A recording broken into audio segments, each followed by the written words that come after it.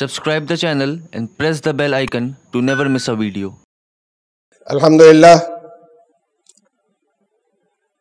الحمدللہ الذی لہ حمدا کثیرا کما امر واشهد ان لا الہ الا اللہ وحدہ لا شریک لہ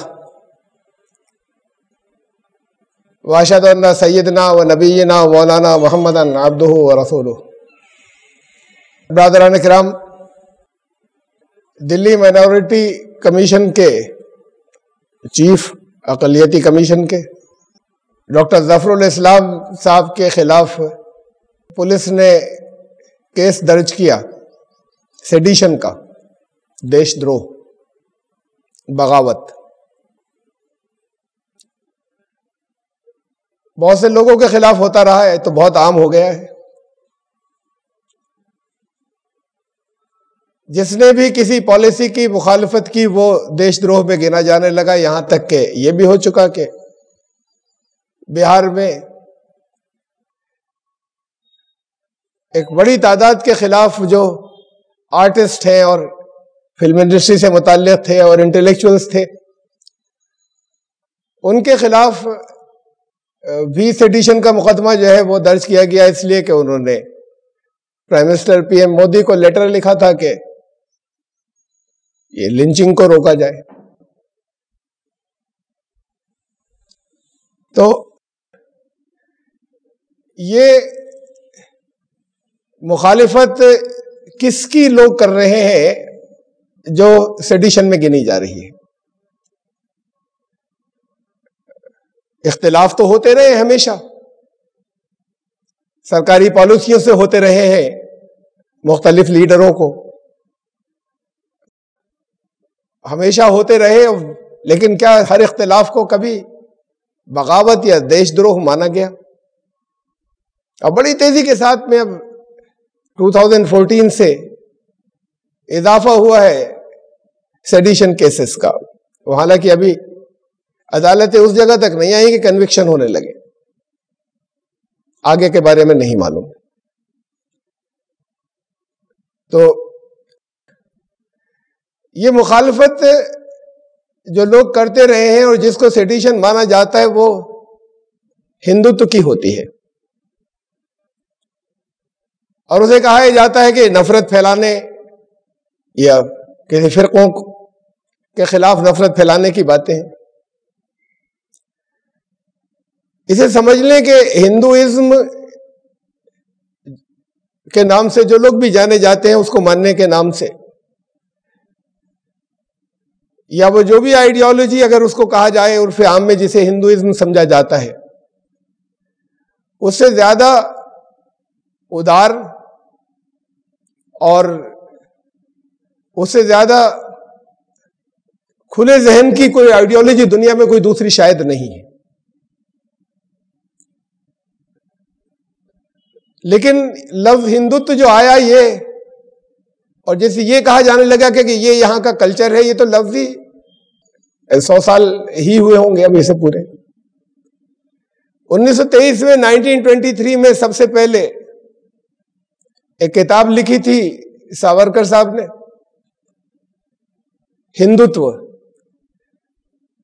ہو از اے ہندو. تب سب سے پہلے یہ لفظ ہندوتو لفظ کوائن ہوا تھا یا سامنے آیا تھا، اس سے پہلے اس کا کوئی وجود نہیں تھا. اور انہوں نے اپنا ایک خاص کانسیپٹ دیا جسے ہندوستان کے عوام نے نہیں مانا تھا، ایک زمانے تک نہیں مانا تھا.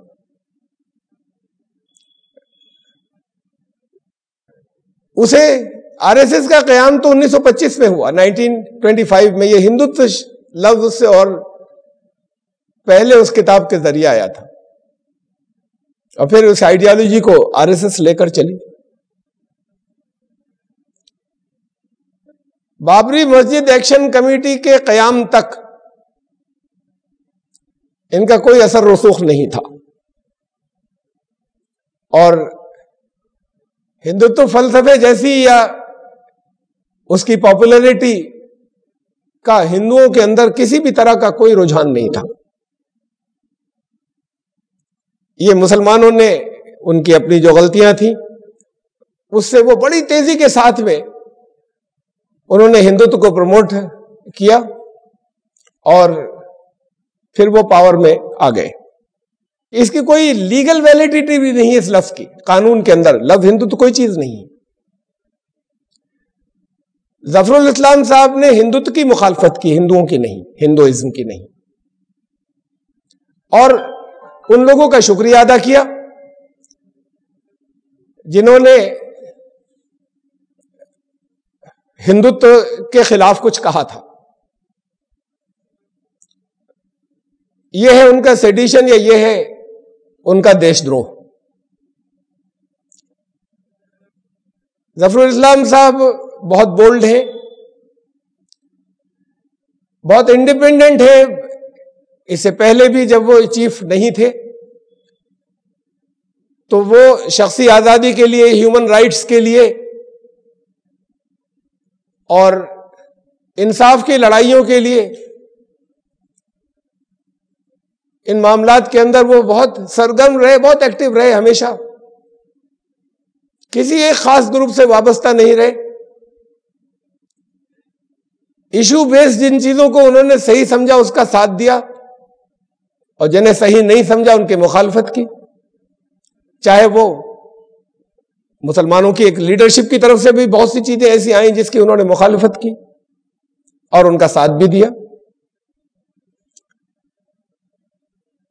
اور یہی وجہ ہے کہ اس وقت ایک بہت بڑی تعداد نے جو سیکولرسٹ ہیں، جو ہیومن رائٹس ایکٹیوسٹ ہیں، انہوں نے سولیڈیرٹی کا اعلان کیا ان کے ساتھ میں. ابھی تو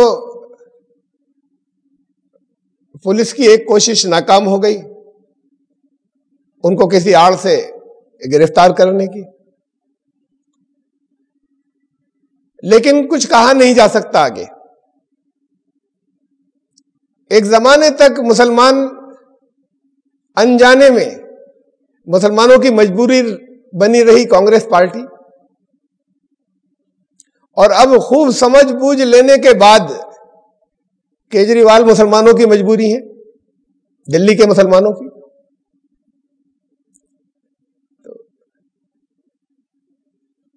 ابھی بظاہر بہت ایسے ہی محسوس ہوتا ہے کہ جون تک ان کا ٹینیور ہے ظفر الاسلام خان صاحب کا، اور اس کے بعد انہوں نے یہ بیان دیا بھی ہے کہ مجھے میری اور بہت سی جو ایکٹیویٹیز تھیں، ذمہ داریاں تھیں، میں اب ان میں واپس لگوں گا جو متاثر ہو رہی تھی. یعنی ان کا ٹینیور جو ہے وہ ظاہر ہے آگے ایکسٹینڈ نہیں ہوگا. اس کے کتنے دنوں کے بعد وہ کیجریوال گرین سگنل دیں گے یا نہیں دیں گے، دے چکے ہیں. ایسا ہوا ہے کہ بہت عرصے کے بعد انہوں نے گرین سگنل دیا ہے سیڈیشن کیس چلانے کا. مجھے نہیں معلوم اور ہمیں نہیں معلوم. ان کا جس میں بھی یہ دیکھیں گے کہ پولیٹیکل فائدہ ان کا کس چیز کے اندر ہے، وہ اسی حساب سے آگے چلیں گے. یہاں پر ظلم اور زیادتی کے خلاف انصاف کے لیے آواز اٹھانے والے بہت سے لوگ تھے جن پر سیڈیشن کیسز لگے. کنہیا پہ لگے، چندر شیکھر آزاد پر کو بک کیا گیا سیڈیشن کے اندر، بہت سے اور لوگوں کا. لیکن یہ 2014 ہی کی بات نہیں ہے، وہاں سے تو ایک پاور ملی. اس سے پہلے سے ہندوتو لابی جو ہے وہ کافی اسٹرانگ ہو گئی تھی. وہاں سے لے کے یہاں تک کہ ہم چین آف ایونٹس اگر دیکھیں تو بہت سی باتوں کا تذکرہ تو یہاں ممکن نہیں ہے. میں موٹے موٹے سے چند نام لے سکتا ہوں کہ ہیمنت کرکرے ختم ہو گئے.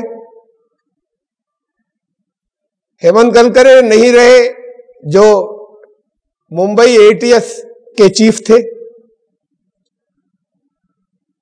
جسٹس لویا جو اسپیشل CBI کورٹ کے جج تھے وہ نہیں رہے.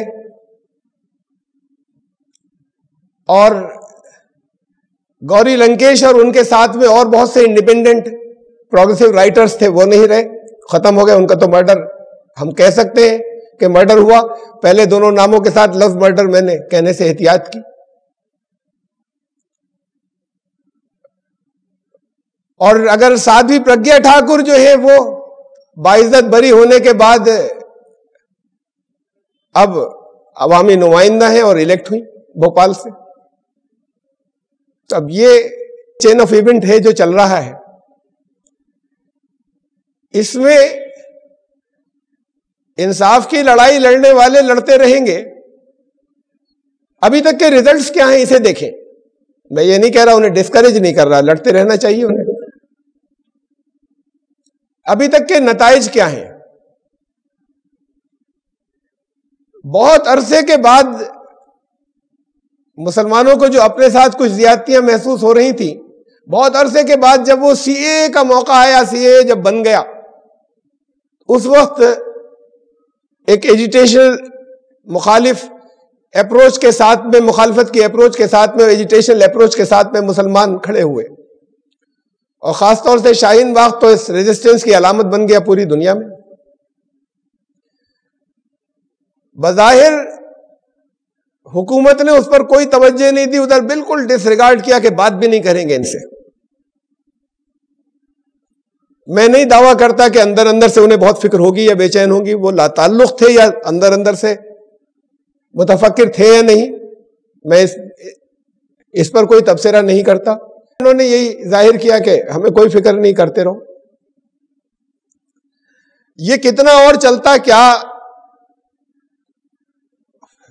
شروع میں سوچا گیا تھا کہ چند دنوں میں یہ انٹینسٹی نکل جائے گی اور ختم ہو جائے گا، ایسا نہیں ہوا. کتنا اور پل آن کر سکتا تھا، آگے کیا ریزلٹس ہوتے ہمیں نہیں معلوم، اس لیے کہ ہو گیا ختم. پھر اور ختم کس نے کیا؟ حکومت نے نہیں کیا، ان سب نے خود نہیں کیا، وہ تھکی نہیں تھی عورتیں، اسے اللہ نے روک دیا اس ایجیٹیشن کو، اور وہ رک گیا. زیادتیاں یہاں پر جو ہو رہی تھیں، جو میں لفظ زیادتی انصاف ابھی تک نام لیتا رہا ہوں طرح طرح کی زیادتیوں کا، میں نے لفظ ظلم نہیں بولا ہے، اس لیے کہ یہ قرآن کا لفظ ہے اور قرآن میں ظلم اور ظالم بہت استعمال ہوا ہے. تو اس لفظ کو میں اس کے اصل معنوں ہی کے ساتھ میں لانا چاہوں گا کہ جب یہ کہا جاتا ہے کہ یہ لوگ بڑے ظالم ہیں، انہوں نے ظلم کی انتہا کر دی، تو اللہ ان ظالموں کا ساتھ دے رہا ہے. لگاتار ہر طرح کی جو انصاف کے لیے کھڑے ہونے والے ہیں، جو ہیومن رائٹس کے لیے کھڑے ہونے والے ہیں، جو کمزوروں کے حقوق کے تحفظ کے لیے کھڑے ہونے والے ہیں، وہ لگاتار بیک فٹ پر جا رہے ہیں. اور پھر ایک خالی ایجیٹیشن ایک ایسا بنا تھا، اس فارم میں ابھرا تھا کہ جن کے اندر یہ ذیل تھی کہ یہ رہیں گے باقی، آگے چلیں گے، کیا ہوگا آگے نہیں معلوم، کیا ہوتا نہیں معلوم. لیکن انہیں، جیسے میں نے ابھی کہا تھا کہ انہیں تو اللہ نے روکا، اس حکومت نے نہیں روکا. اور پھر اللہ ہی نے وہ حالات پیدا کیے کہ اب جو دل چاہے کرے، جسے دل چاہے اٹھا لیں، جس کے اوپر چاہے ڈریکونین لاس بالکل جھوٹے لگا کر انہیں بند کر دے، اس لیے کہ لوگ نکل نہیں سکتے، لوگ ایجیٹیٹ نہیں کر سکتے، اور ہو رہا ہے یہ سب. تو ان کی پاور یہ جو بڑھائی، وہ انہوں نے اپنی خود نہیں بڑھائی، یہ اللہ نے ان کی پاور اور بڑھا دی، ان فورسز کی جنہیں یہ ہیومن رائٹس ایکٹیوسٹ ظالم کہتے ہیں. تو اللہ نے ان ظالموں کا ساتھ دیا گیا. اللہ تو ظالموں کو پسند نہیں فرماتا. اور یہ بات بہت واضح طور پر جگہ جگہ اپنے کلام میں اللہ نے واضح فرما دی کہ اللہ کا عذاب اگر آئے گا کسی جگہ تو صرف ظالم ہلاک ہوں گے. یہ بات بار بار بتا دی کہ اللہ اپنے کلام میں کہ اللہ ظالموں کو پسند نہیں فرماتا. تو اب یہاں تو جنہیں ظالم کہا جا رہا ہے ان کے ہاتھ مضبوط اب یہ اللہ نے کیے، انہوں نے، وہ بھی اللہ کی مرضی سے ہوتا. جب وہ اپنی ترکیبوں اور اپنی چالوں اور اپنے جو ان کی پلاننگ تھی اس کی وجہ سے وہ اگر ان کی مضبوطی اور بڑھتی چلی جاتی تو وہ بھی یہی تھا کہ اللہ نے چھوٹ دے رکھی ہے. یہاں تو ڈائریکٹ وہ حالات اللہ نے پیدا کیے جس پر ان کا کوئی زور نہیں تھا، اور ان کی مدد ہوتی چلی گئی اور مدد اب ہو رہی ہے، اور زیادتیوں کے خلاف آواز اٹھانے والے انہیں کرش کر دیا گیا، انہیں دبا دیا گیا، پیچھے ہٹا دیا گیا، اب ان میں سے چن چن کر لوگ اٹھائے جا رہے ہیں۔ تو یہ غور کرنے کی بات ہے کہ ہارتی ہوئی لڑائی میں کودیں گے کیا؟ ہارنے والوں کی طرف سے جنہیں اللہ بیک فٹ پر لے آیا اور جن کے ہاتھ اللہ نے مضبوط کیے ان کے خلاف لڑیں گے؟ اللہ ظالموں کا ساتھ نہیں دیتا۔ یہ ہیں کون جنہیں ہم کہہ رہے ہیں کہ زیادتیاں کر رہے ہیں؟ زیادتیاں تو کر رہے ہیں، ناانصافیاں تو کر رہے ہیں، یہ قرآن کی ٹرمینالوجی میں کون ہے؟ جب قرآن یہ کہتا ہے کہ صرف ظالم ہلاک کیے جائیں گے، تو ہلاکت تو مسلمانوں کی چل رہی ہے، تو ظلم کہیں نہ کہیں ہمیں ڈھونڈنا پڑے گا کہ مسلمانوں نے کیا ظلم کیا ہے، مسلمانوں کی ایک بھیڑ نے کیا ظلم کیا، اسے تلاش کرنا ہوگا۔ اور ان کی کیٹیگری کیا ہے جنہیں ہم ظالم کہہ رہے ہیں؟ میں کئی بار بتا چکا ہوں اپنی کئی تقریروں میں، جمعوں کے خطبوں میں بھی۔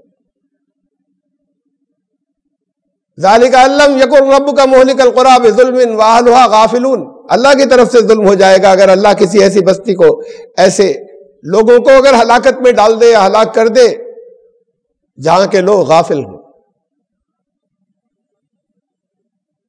ابھی ان کی کیٹیگری قرآن کی نظر میں غافل کی ہے، ظالم ہوں گی تو پھر اللہ کا عذاب ان پر آئے گا۔ اور انہوں نے کیا ظلم کیا ہے کہ جو دبائے جا رہے ہیں، کچلے جا رہے ہیں؟ وہاں پر بنی اسرائیل نے کیا ظلم کیا تھا مصر میں کہ ایک زمانے تک آل فرعون ان کو کچلتے رہے؟ کیا ظالموں کا ساتھ دیتا رہا اللہ؟ آل فرعون کا وہاں ظلم کہیں بنی اسرائیل کے تھے، ان کو سزا مل رہی تھی، اور جب آل فرعون پر حجت پوری ہو گئی، اصل بات، اصل حقیقت پہنچنے کی، حضرت موسیٰ علیہ السلام کے جانے کے بعد، اس کے بعد کچھ عرصے تو ان کو چھوڑا گیا کہ شاید وہ غور کریں اور شاید وہ پلٹ آئے، کچھ درمیان میں ان کو کچھ بیچ میں توجہ دلائی گئی، کچھ جھٹکے دیے گئے، اور اس کے بعد پھر اللہ نے انہیں ختم کر دیا۔ وہ ظالم اس کے بعد ہوئے، وہ صدیوں سے ظالم نہیں تھے اور زیادتیاں کر رہے تھے بنی اسرائیل پر۔ ظلم کہیں نہ کہیں بنی اسرائیل کے تھے۔ ہمیں ڈھونڈنا یہ ہوگا۔ میں یہ اپیل کرنا چاہتا ہوں ڈاکٹر ظفر اسلام صاحب سے کہ اب آگے وہ اس پر غور کریں کہ یہ مسلمانوں کے ظلم کیا ہیں، ظالموں کا ساتھ نہیں دیں، ان کو ظلم سے نکالنے کی کوشش کریں۔ یعنی اب یہ ایفرٹ زیادہ کریٹو ہوگی، یہ ایفرٹ نیچر سے یا اللہ کے نظام سے زیادہ کوہیرنٹ ہوگی کہ ہم ظالم کے ظلم کو ختم کرنے کی کوشش کریں اور غافل کو غافل نہیں رہنے دیں۔ اصل میں جو کام کرنے کے یہ، ورنہ رزلٹ کے اعتبار سے یہ تو اپنی جگہ ہے کہ جس چیز کو بھی جو کوئی صحیح سمجھتا ہے، اور لوگوں کی فکریں الگ الگ ہوتی ہیں، کچھ فکریں ہمارے علماء کرام کی ہیں، کچھ فکریں ہمارے مسلم پرسنل لاء بورڈ کی ہیں، کچھ فکریں شیعہ علماء کی ہیں، کچھ فکریں اہل حدیث حضرات کی ہیں، کچھ بہت سے الگ الگ فرقوں کی ہیں، کچھ فکریں RSS لابی کی یا ہندوتو فورسز کی ہیں، یہ الگ الگ ہیں۔ ہر ایک اپنی فکر کو ٹھیک سمجھتا ہے اور اس کے ساتھ چل رہا ہے۔ دیکھنا یہ ہوگا کہ یہ بہت ضروری ہے ہمارے لیے سمجھنا ہے، دیکھنا کہ ہم وہاں سے گائیڈنس لیں جہاں کوئی غلطی نہیں ہوتی۔ ہماری فکروں میں کہیں غلطی ہو سکتی ہے، تو ہم جسے ٹھیک سمجھتے ہیں اسے کرتے چلے جائیں، چاہے کامیاب ہو یا نہ ہو، اچھی بات ہے یہ عزم کی، مستقل مزاجی کی، لیکن اسے بھی دیکھ لیں کہ کچھ ہماری فکر بھی اسی راستے پر جا رہی ہے جو نیچر سے اور جو اللہ کے فیصلے آگے ہونے جا رہے ہیں اس سے ہم آہنگ ہے یا نہیں، اس لیے کہ وہاں حق ہوگا۔ تو وہ حق سے ہم آہنگ ہے یا نہیں. تو یہ سیدھے سیدھے سے پریگمیٹک ٹیسٹ ہیں جو قرآن دیتا ہے کہ اگر یہ ہلاکت میں لگاتار جا رہے ہیں، ہدیے کے زیادتی کے خلاف آواز اٹھانے والے بھی، چاہے وہ ہندوؤں میں ہیں اور چاہے وہ مسلمانوں میں ہیں، انہیں روک دیا اللہ نے. تو ہمیں یہ دیکھنا ہوگا کہ اس کی رضا کیا ہے اور اس کی مرضی کیا ہے، اور قدرت کا یا نیچر کا نظام جو اپنے قوانین کے مطابق جاری رہتا ہے وہ کیا ہے. ان کو ظلم سے روکنا ہوگا، ان کا ظلم تلاش کرنا ہوگا کس جگہ. تو یہ ہوگی ہمدردی مسلمانوں کے ساتھ میں، جو واقعی دبے کچلے، جو واقعی پچھڑ گئے، جو واقعی اپنی غلطیوں سے بہت پیچھے ہٹ گئے. تو واپس ان کا ظلم کہاں پر ہے اور ظلم ان کا کیسے روکا جائے اور کیسے ختم کیا جائے، یہ کام کرنے کا ہے. ہم ظالم کو ظلم سے روکے نا. وہ جو زیادتیاں کرنے والے انہیں ابھی ظالم کہنے کے بجائے وہ غافل کی کیٹیگری میں، اور یہ ہماری ذمہ داری کہ انہیں غافل نہیں رہنے دیں. غفلت دور کریں، ان کی اگنورنس دور کریں. پھر اگر زیادتیاں کریں گے تو ظالم قرار پائیں گے، ظالم کی کیٹیگری میں آ جائیں گے. ابھی نہیں ہے. تو یہ بہت چند بنیادی باتیں تھیں، میں انہیں آج یہاں آپ لوگوں کے سامنے رکھی. ان کے پوری طریقے سے ان کے ڈاکٹر ظفر الاسلام خان صاحب کی حمایت کرتے ہوئے میں پہلے بھی ہمیشہ ان کو اپریشیٹ کرتا رہا ہوں، اور ان کے لیے یہ خواہشات رکھتا ہوں. اور میں نے عوامی فورم سے یہ بات ان تک اس لیے پہنچائی کہ شاید ذاتی طور پر یہ ملاقات جلدی نہیں ہو سکے کہ اتنی تفصیل سے، کافی دن لگ جائیں کہ اتنی تفصیل سے ہی گفتگو ہو سکے. اور پہنچنے کی بات ہے عام لوگوں کو بھی اور عام مسلمانوں کو بھی کہ وہ ان باتوں پر غور کریں. جو کچھ کر سکتا ہے وہ ان کا ظلم دور کرنے کی، ان ظالموں کو ان کے ظلم سے روکنے کی کوشش کرے. ان کا ظلم کہاں اسے تلاش کرے پہلے، اور غافلوں کی غفلت دور کرنے کی کوشش کرے. یہ ہماری ذمہ داری ہے بحیثیت امت. بارک اللہ لنا ولکم فی القرآن العظیم انہ تعالی جواد کریم الملک البر الرؤوف الرحیم.